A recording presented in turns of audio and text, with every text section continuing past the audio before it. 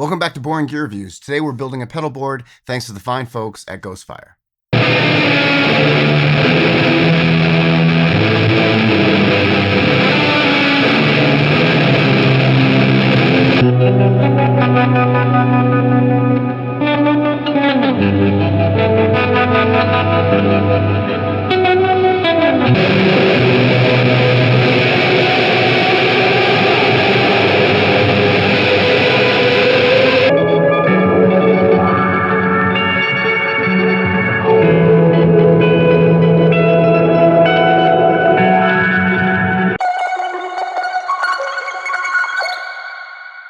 Thank you to Ghostfire for sending me the pedal board and supplies that we're going to use today.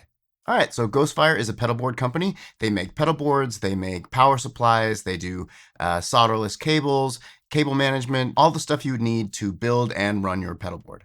Oftentimes when we get into pedals, the first kind of hurdle to get over is, well, how do I put together a pedal board? And then coming to the cost of like, oh, well, power supplies are expensive, pedal boards are expensive.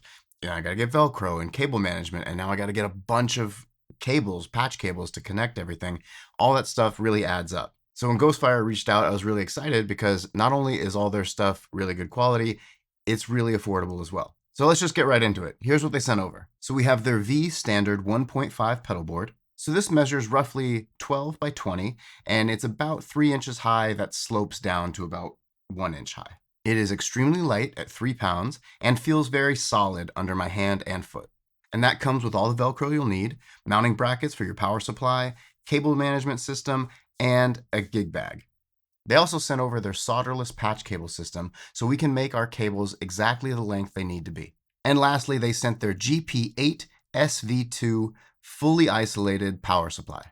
Okay, so a quick note about this power supply. One thing that I was always kind of very cautious and weary of were power supplies. I wanted to make sure that not only was it clean and noiseless, that it could power everything, but that it was safe. I wasn't going to have something that would, mess up my pedals or, overheat or anything like that. And I've been running this pedal supply exclusively for about 3 months, multiple hours a day, every single day for months.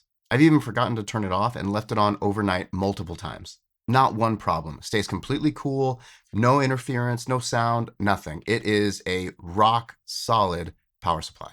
And what we get with it are 8 isolated outputs, each one at 9 volts and 500 milliamps. I've had a bunch of other pedal supplies at least twice the price, that don't do that. And with those, I always had to kind of choose which pedals I could have on my board because, if I have pedals that are very hungry, 500 milliamp pedals, I can't have, with those older ones, more than 1 or 2 of them. Here, I could have an entire board of the most power hungry pedals with no problem. What's also very cool is these last 2 outputs. If you turn around to the back of the power supply, you can change the voltage on just those last 2. So you can choose between 9, 12, 15, and 18 volts for the last 2 outputs. When you do that, the milliampage will change too. So at 9 volts, you get 500 milliamps.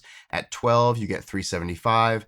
15 volts, you get 300 milliamps. And at 18 volts, you get 250. So even at 18 volts, you're still getting 250 milliamps. Huge, huge amounts of power. And to top it off, on the side, we get a 5 volt, 1000 milliamp USB output. So if you want to charge a phone or, a small USB powered light or whatever else, you can do that as well. So there's no real right or wrong way to build a pedal board. What I like to do is lay all the Velcro down first and then work kind of loose pedal placement and then finalize everything, and then we'll build the cables, power it all up, and we'll do a playthrough. All right, so we start with the Velcro. I'm gonna measure 1 piece and then cut 3 exactly like it. I'll have to trim a little bit after this as well. I like to go completely end to end on the pedal board in case I need extra room with my pedals or cables. Now I'm trying to fit the power supply, and I'm gonna notice something. Quick heads up, I'm inserting this in because as I was trying to install the power supply, I realized that these brackets that I was sent don't fit. So what I did was just Velcro the power supply under the board.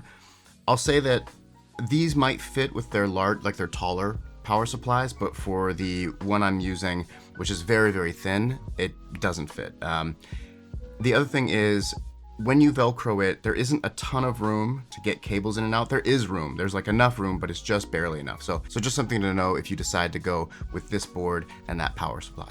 So I keep messing with that for a little bit, and once I realize that I'm just gonna Velcro it, I'm gonna test fit all of the power supply cables and then mount it under the board. You can mount it anywhere you like. I usually prefer upper left corner if the board is flipped over. So in this case, it's the upper right corner.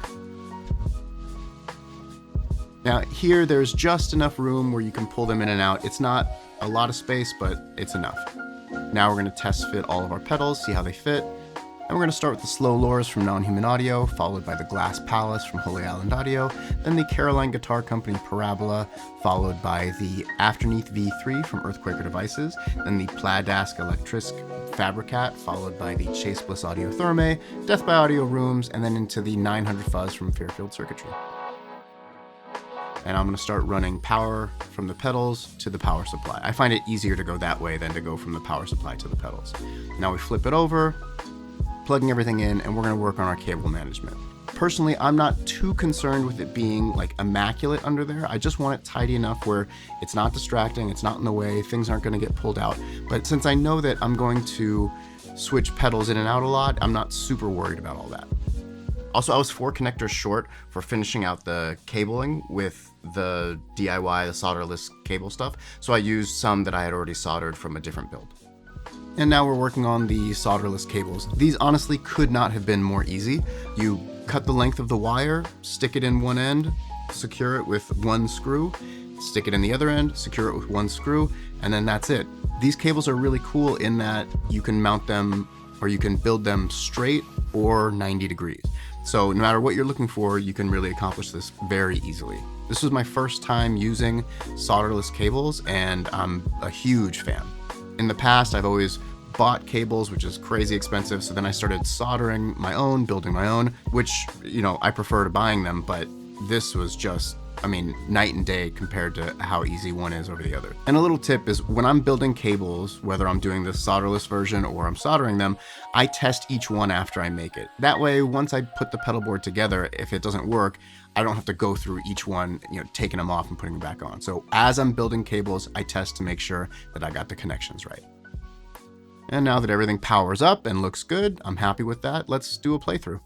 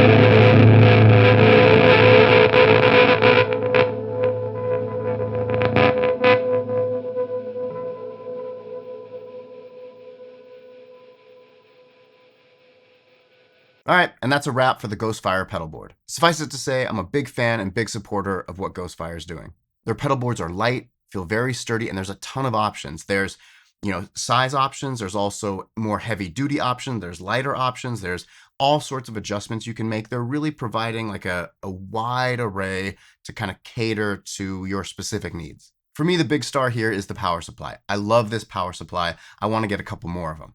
Every demo you've seen from me for the last, 3 or 4 months has been with this power supply. Every live stream, everything. And it has been rock solid, dead quiet, zero issues at all. That's a big deal for me, and I can't recommend it enough. All right, and that'll do it for today's video. Don't forget to like and subscribe if you dig the content. We also have a giveaway coming up once we hit 2,000 subscribers. We're very close. So subscribe here, follow me on Instagram so you don't miss out on that. I've got a couple great pedals lined up. I'm gonna try to get some more gear in there too. As always, links for everything I'm using in the description below. You can also find my Bandcamp, my social media stuff. All that stuff is there, and I will see you next video. Peace.